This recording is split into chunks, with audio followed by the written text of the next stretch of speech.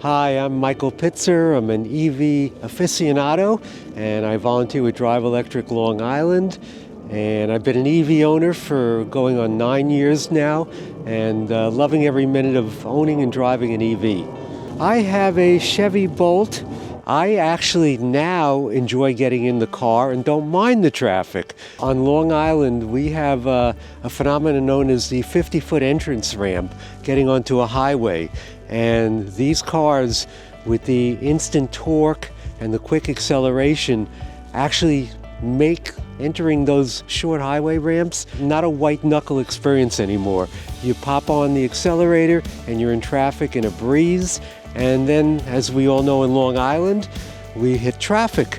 And in traffic, you can do what's called one pedal mode in these cars, so you don't have to do the brake to accelerator dance with your foot. And it's a lot more leisurely to drive that way. You simply ease off the accelerator, and the car will come to a halt and slow down all by itself without having to engage the brake.